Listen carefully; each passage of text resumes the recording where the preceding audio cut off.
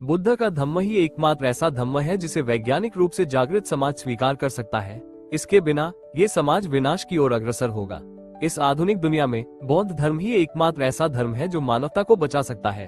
Bharat Ratna doctor Baba Saheb literary world book review. Doctor B R. Ambedkar की पुस्तक बुद्ध और उनका धम्म को 1957 में सिद्धार्थ कॉलेज प्रकाशन, मुंबई द्वारा मरणोपरांत प्रकाशित किया गया था। 15 जुलाई 2011 को आकाश सिंह राठौर और अजय वर्मा द्वारा एक आलोचनात्मक संस्करण ऑक्सफोर्ड प्रकाशन द्वारा इसी नाम से प्रकाशित किया गया था। इस लेखन को डॉक्टर बाबा साहेब अम्बेडकर लेखन और भाषण के खंड सी में भी जगह मिली, जिसे सामाजिक न्याय और अधिकारिता मंत्रालय भारत सरकार द्वारा 1979 में पहली बार स्रोतों की सूची और एक अनुक्रमणिका के साथ प्रकाशित किया गया था। परिचय में अम्बेडकर बौद्ध धर्म के कुछ पहलुओं पर प्रकाश डालते हैं।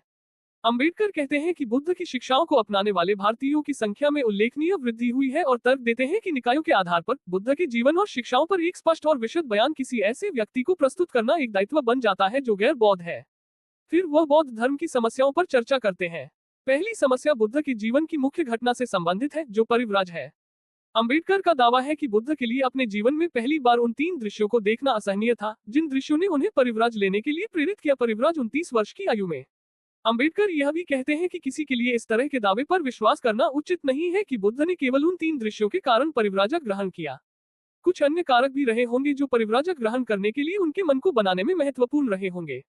बौद्ध धर्म की दूसरी समस्या 4 आर्य सत्यों के कारण है। अम्बेडकर सवाल करते हैं कि क्या 4 आर्य सत्य मूल रूप से बुद्ध की शिक्षाओं का हिस्सा थे, क्योंकि वे बौद्ध धर्म के सिद्धांत को निराशावाद का सिद्धांत बनाते हैं। 4 आर्य सत्यों का तात्पर्य है कि दुख से किसी भी तरह से मुक्ति नहीं है। अम्बेडकर को संदेह है कि 4 आर्य सत्य भिक्षुओं द्वारा बाद में जोड़े गए हो सकते हैं। तीसरी समस्या प्रासंगिक है, जो आत्मा और कर्म से जुड़ी है। बुद्ध ने आत्मा के अस्तित्व को नकारा, लेकिन दूसरी ओर उन्होंने कर्म और पुनर्जन्म के सिद्धांत की पुष्टि भी की। अम्बेडकर ने सवाल उठाया कि अगर आत्मा ही नहीं है तो पुनर्जन्म कैसे हो सकता है। ये बिंदु अपने आप में विरोधाभासी है और इस पर प्रकाश डाला जाना चाहिए।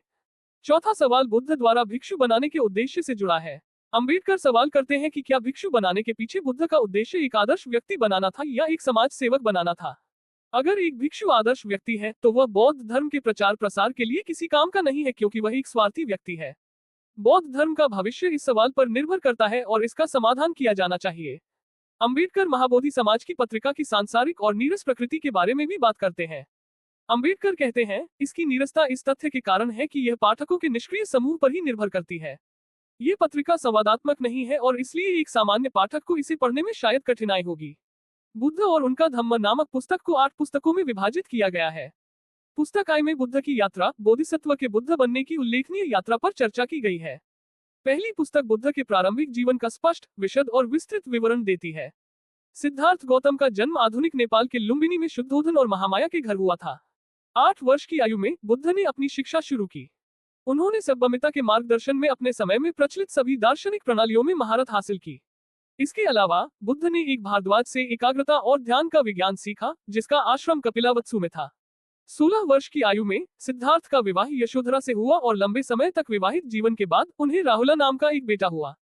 पुस्तक का पहला भाग सिद्धार्थ के जीवन की रोचक कहानियां बताता है ऋषि असित की मिथक से, जिन्होंने हिमालय में आकाश के ऊपर देवताओं को बुद्ध शब्द चिल्लाते हुए सुना था। असित की भविष्यवाणियों और यशोधरा से विवाह के लिए धनुर्विद्या की प्रतियोगिता और शाक्य संघ और परिव्राज में उनकी दीक्षा का वृतांत। पुस्तक आई के दूसरे से छठे भाग तक अम्बेडकर ने परिव्राज के बाद सिद्धार्थ के जीवन का स्पष्ट वर्णन किया है, जो उनके ध्यान की पुनः खोज से लेकर एक नए धम्म की खोज तक है। ये भी दर्शाता है कि गौतम संबोधि के बाद कैसे बुद्ध बन गए। पुस्तक का 7वां भाग महत्वपूर्ण है, क्योंकि इसमें अम्बेडकर द्वारा विस्तृत सर्वेक्षण प्रस्तुत किया गया है कि बुद्ध ने अपने धर्म में क्या स्वीकार किया, क्या संशोधित किया और क्या अस्वीकार किया। दूसरी पुस्तक का पहला भाग, जिसमें 8 भाग हैं, बुद्ध की धर्मांतरण योजना के विशद विवरण के साथ शुरू होता है।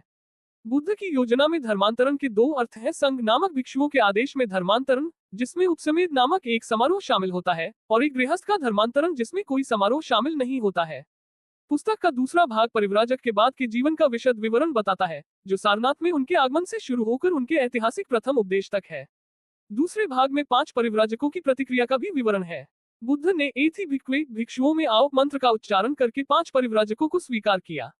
वे पंचवर्गीय भिक्षु कहलाए। बाकी हिस्से समाज के विभिन्न पदानुक्रमिक आदेशों के धर्मांतरण का विवरण प्रदान करते हैं, उच्च और उच्च, निम्न और नीच। महिलाओं के धर्म परिवर्तन के पीछे की कहानियां दिलचस्प है। हालांकि बुद्ध शुरू में महिलाओं को संघ में शामिल करने के लिए अनिच्छुक थे, लेकिन आदरणीय आनंद के अनुनय और अनुरोध के बाद वे महिलाओं को संघ में शामिल करने के लिए सहमत हुए। महाप्रजापति गौतमी को 8 मुख्य नियमों को लागू करने का कार्य दिया गया, जिसने उन्हें एक भिक्षुणी के रूप में जीवन की शुरुआत की। दूसरी कहानी प्रकृति, एक चंडालिका की कहानी बताती है और कैसे उसे बुद्ध द्वारा प्रबुद्ध किया गया और बाद में उसे भिक्षुणी संघ में शामिल किया गया। तीसरी पुस्तक बुद्ध की शिक्षाओं का संपूर्ण और विस्तृत चित्रण प्रस्तुत करती है। बुद्ध ने किसी भी अन्य धार्मिक प्रवर्तक के विपरीत अपने धम्म में अपने लिए कोई स्थान नहीं होने का दावा किया। ईसा मसीह ने दावा किया कि वे ईश्वर के पुत्र हैं, मोहम्मद ने कहा कि वे ईश्वर द्वारा भेजे गए पैगंबर हैं और कृष्ण ने दावा किया कि वे स्वयं ईश्वर हैं और गीता उनका वचन है। लेकिन बुद्ध ने ऐसा कोई दावा नहीं किया। जबकि अधिकांश धर्मों को रहस्योद्घाटन के रूप में वर्णित किया जाता है, बौद्ध धर्म एक अपवाद के रूप में सामने आया। जैसा कि अंबेडकर कहते हैं, एक रहस्योद्घाटन धर्म को इसलिए कहा जाता है क्योंकि यह ईश्वर द्वारा अपने प्राणियों को अपने निर्माता यानी ईश्वर की पूजा करने और अपनी आत्माओं को बचाने का संदेश है। बुद्ध ने पैगंबर या ईश्वर के दूत के ऐसे वर्णनों को अस्वीकार कर दिया। वे मानव जाति को मोक्ष प्रदान करने वाले कोई मसीहा नहीं थे। बुद्ध ने खुद को मार्गदाता कहा, जो मोक्ष का मार्ग दिखाता है। इसके बजाय बुद्ध के अनुसार मोक्ष व्यक्ति के प्रयासों से प्राप्त किया जाना चाहिए। तीसरी पुस्तक के तीसरे और चौथे भाग में अंबेडकर ने विस्तार से बताया है कि बुद्ध के अनुसार धम्म क्या है और धम्म क्या नहीं है। बुद्ध ने कहा, अपवित्रता बनाए रखना धम्म है। ख जीवन में पूर्णता तक पहुंचना ही धम्म है।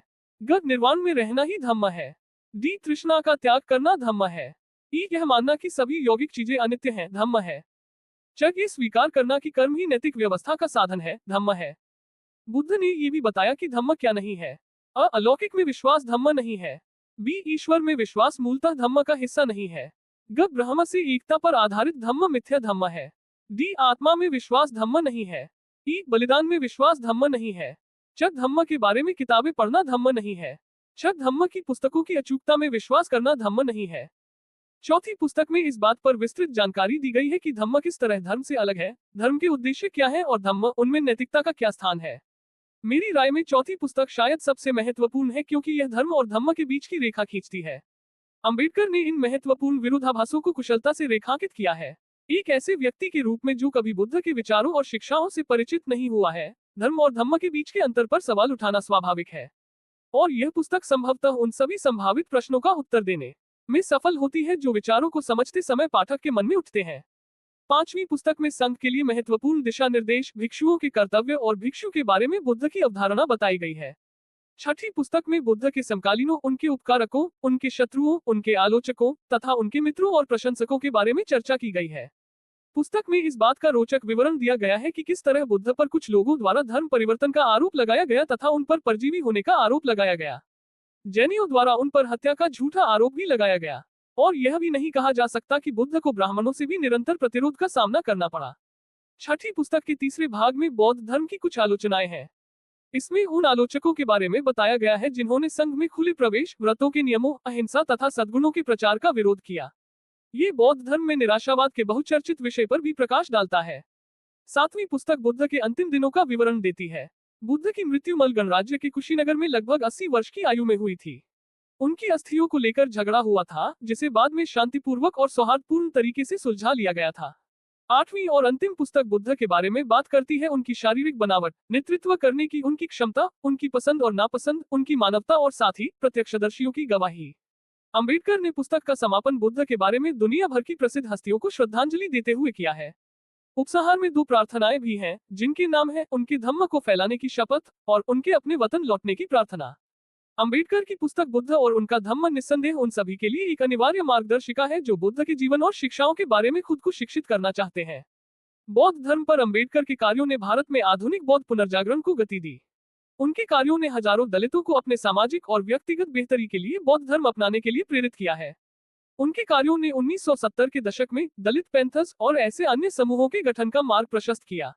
बुद्ध और उनका धम्म बुद्ध के जीवन और शिक्षाओं पर एक सक्रिय और दिलचस्प विवरण और परिप्रेक्ष्य प्रदान करता है और इस तथ्य को स्थापित करता है कि धर्म को लोगों को एकजुट करना चाहिए, व्यथित लोगों के दर्द को कम करना चाहिए और उन्हें उनके दुखों से मुक्त करना चाहिए।